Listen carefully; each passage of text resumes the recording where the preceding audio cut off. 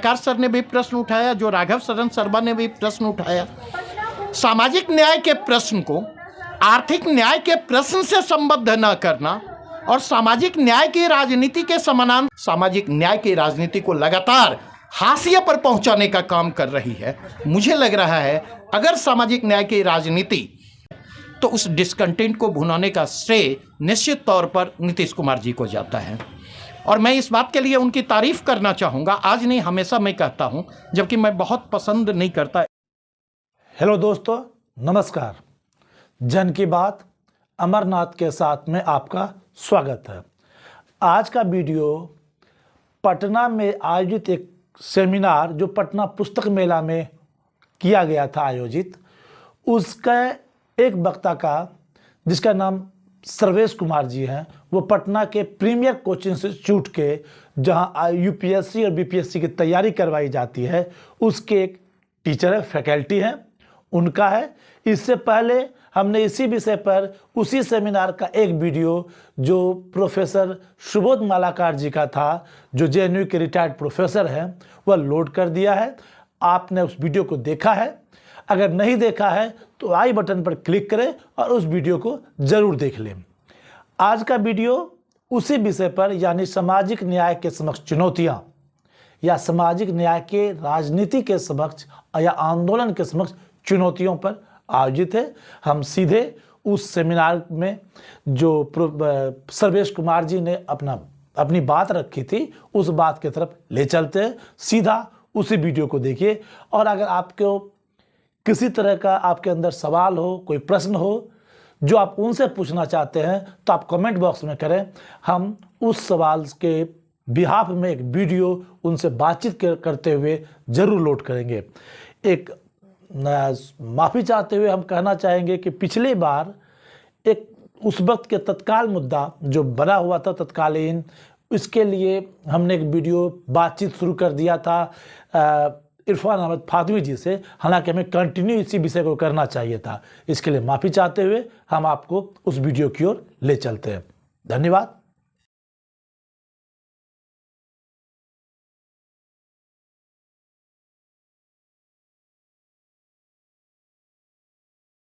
अपने बात 5 मिनट में रखेंगे।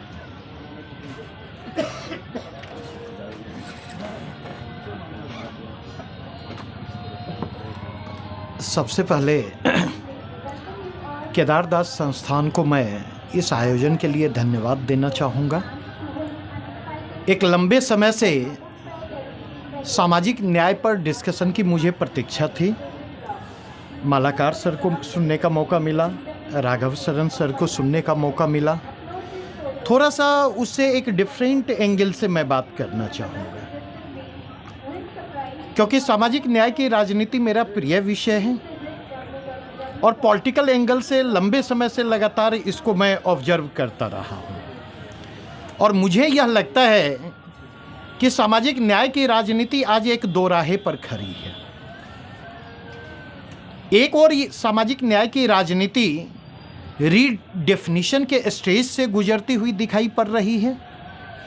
दूसरी ओर सामाजिक न्याय की राजनीति को रीडिफाइन करने के नाम पर कहीं न कहीं उसको इररिलेवेंट बनाने की हर संभव कोशिशें हो रही हैं। अगर आंकड़ों के कंटेक्स्ट में बात करूं तो 2009 के लोकसभा चुनाव से लेकर अब तक की बात करूं तो देखा जाए तो सामाजिक न्याय की राजनीति के अंतर्विरोधों के कारण जो सामाजिक समूह अब तक सामाजिक राजनीतिक समावेशन से लाभान्वित नहीं हो पाए, कहीं न कहीं उनके लिए एक स्पेस क्रिएट किया गया, लेकिन उनका बिखराव जो बड़े स्पेस को क्रिएट कर रहा है, उस बिखराव ने सवर्णवाद के उभार की पृष्ठभूमि तैयार की।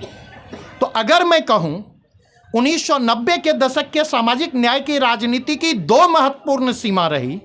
एक, उस सामाजिक न्याय की राजनीति ने सवर्णवाद विरोध का रूप अख्तियार करके कहीं न कहीं सोशल जस्टिस के एजेंडे को डैमेज करने का काम किया। तो एट द सेम टाइम जो मालाकार सर ने भी प्रश्न उठाया, जो राघव शरण शर्मा ने भी प्रश्न उठाया, सामाजिक न्याय के प्रश्न को आर्थिक न्याय के प्रश्न से संबद्ध न करना और सामाजिक न्याय की राजनीति के समानांतर अगर देखा जाए तो आर्थिक उदारीकरण की जो प्रक्रिया चलाई गई, जिस आर्थिक उदारीकरण की प्रक्रिया ने सामाजिक न्याय के लाभों को प्रतिसंतुलित करने का काम किया। सेकेंड फेज में अगर बात करें तो सामाजिक न्याय की राजनीति के अपने अंतर्विरोध थे, जो सोशोलॉजी की शब्दावली में जिनको डोमिनेंट कास्ट कहा जाता, उन्होंने पूरा का पूरा उस प्लेटफॉर्म को हाईजैक कर लिया। और उस प्लेटफॉर्म को हाईजैक करने का परिणाम यह होता है कि सोशल पॉलिटिकल इंक्लूजन में जो सामाजिक न्याय की राजनीति का योगदान होना चाहिए था, मध्यवर्ती जातियों से इतर पिछड़ी जातियों की जो भागीदारी होनी थी, समावेशन की प्रक्रिया होनी थी, वो आगे नहीं बढ़ पाई। और इसका परिणाम यह होता, विशेष रूप से मैं कहना चाहूँगा, जो 2 दशकों के दौरान, 90 के दशक और 2000 के दौरान सामाजिक न्याय की राजनीति ने मध्यवर्ती जातियों में यादव, पटेल, कुर्मी या विभिन्न क्षेत्रों में ऐसी जो मध्यवर्ती जातियां हैं, उनके पॉलिटिकल डोमिनेंस को इंश्योर किया। उनके अगेंस्ट अन्य पिछड़ी जातियों में जो अंतर्विरोध उभर करके डिस्कंटेंट उभरते हैं, देखा जाए तो उस डिस्कंटेंट को आज राजनीतिक रूप से भुनाने की कोशिश बिहार की राजनीति में देखा जाए तो उस डिस्कंटेंट को भुनाने का श्रेय निश्चित तौर पर नीतीश कुमार जी को जाता है।